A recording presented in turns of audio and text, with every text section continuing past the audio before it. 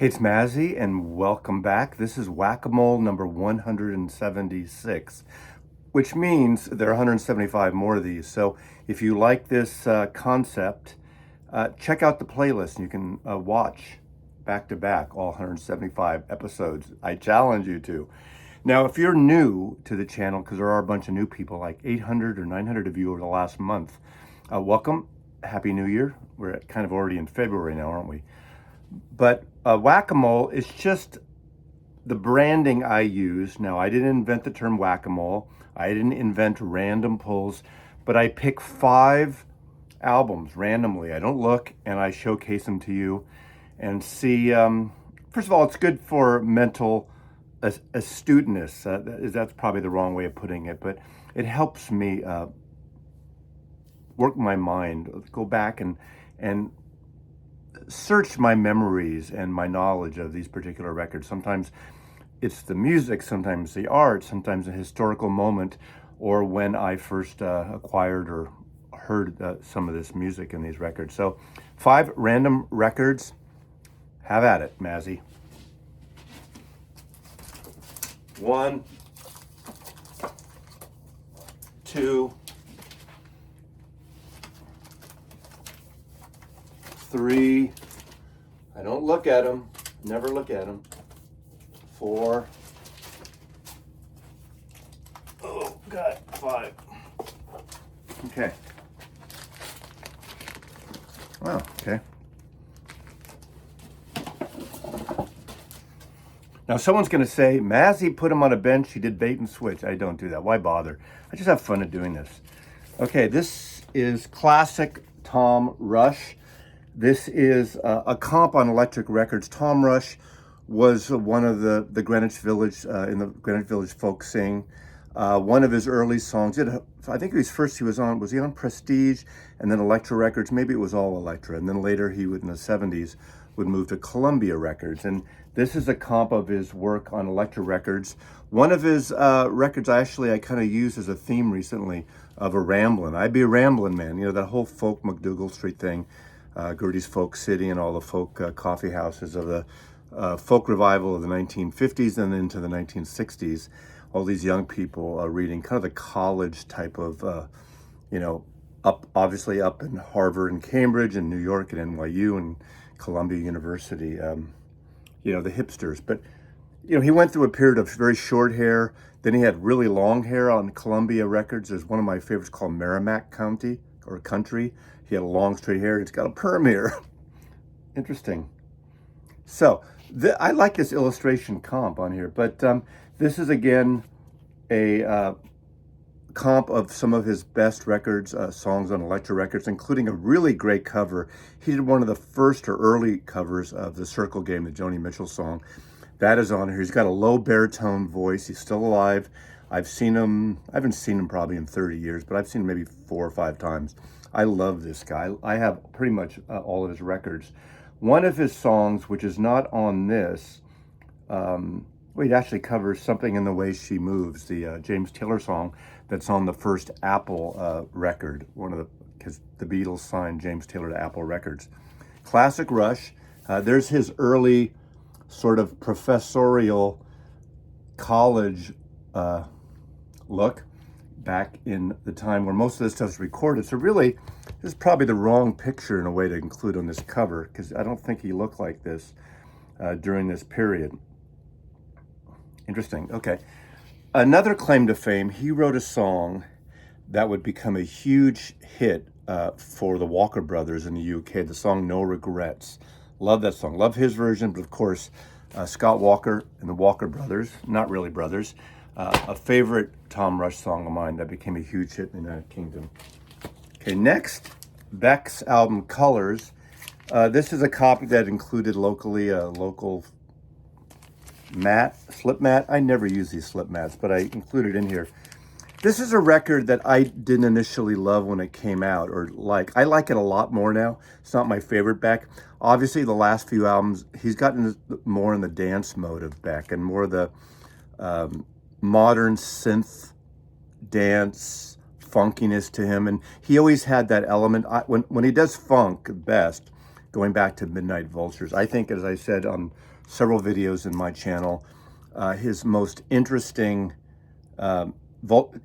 Vultures is like the great Prince album Prince never recorded or never did. But it's such a great record. But of course, Odelay really broke him, the album. They collaborated with the Dust Brothers. Mutations, I just love. It's kind of that, it sounds like a mid-period Kinks, David Bowie. It sounds like a British, folky. Love that record a lot. I mean, I like all his records. And this is a record that was a grower. Colors. This came out, I'm thinking about 2018. Let's see. That's my recollection. 2017, I'm a year off. So, Beck, Colors. Oh, 1, 2, 3, 4, 5. 1, 2, 3, 4, 5. Okay, I picked 2 by mistake. I grabbed 2 Beck albums. Modern Guilt is a great album of mine. It wasn't one of his big hits albums.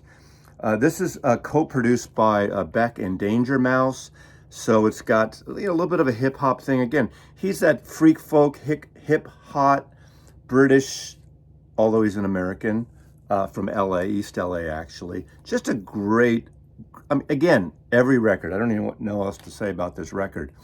Orphans, Gamma Ray, the Chemtrails, and Modern Guilt. Chemtrails is a great track. But Beck, so I grabbed 2 so that you're getting a bonus Beck in this case. Okay, well, those of you who've been watching me for a while know that one of my top 3 bands are the Kinks. My original copy from, I'm thinking this is like 77, 79. I'm getting the years like 1 or 2 years off. Arista Records, this is the comeback stuff. When Clive Davis left Columbia, was let go from Columbia, he started Arista Records, and of course Patti Smith and Barry Manilow, and God, was it Whitney Houston years later, I guess, when he went back to Columbia? But anyway, I mean, a lawyer who actually kind of accidentally started running a record company in the late 60s on Columbia Records and did an amazing job. You should watch that documentary on Clive Davis. Anyway, he signs the Kinks after their period in RCA, and he said, Ray, Dave, screw this theatrical stuff. Ain't gonna sell. You need to kind of do rock and roll, get back to your roots, and which they did, and they became sort of a stadium band. But I like the first 2, Sleepwalker and Misfits. I love those records. They did a series of albums for Arista that actually sold pretty well.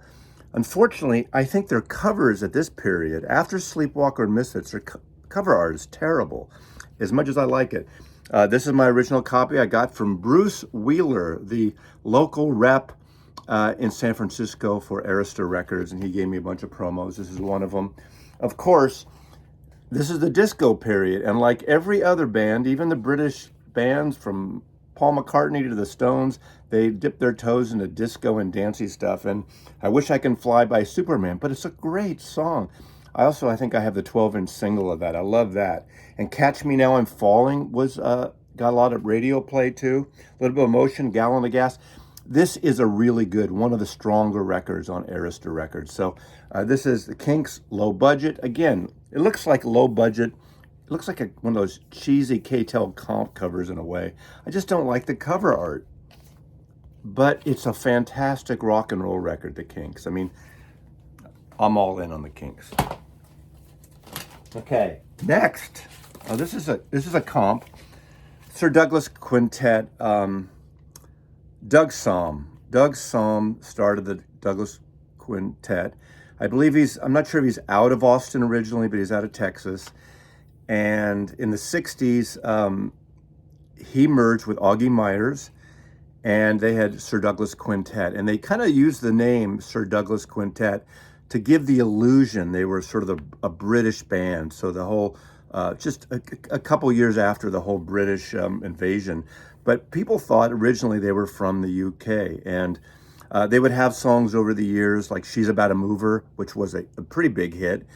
Years later, they had Mendocino. And of course, Sir Doug Somm, is probably really credited to be one of the guys, one of the artists that kind of, not in the Outlaws like Waylon Jennings, Willie Nelson from there, but that crossover of the younger generation than those two in a way, maybe not much younger, but that crossed over that became music, their version of country, Tejano music, rock and roll, that would become sort of Americana, what we call Americana now, after the fact of this stuff. This is a comp that came on Etzel Records, the great British comp label. Some consider it a budget label, but they do great songs. I have all his records. He had a number of records under the Sir Douglas Quintet, then Doug Somm on Atlantic Records. And this is a cool overview because you have a lot of these songs, like you have Mendocino on here, you have Texas Me, Nuevo Laredo. Great songs on here. Stoneface, Don't Lie.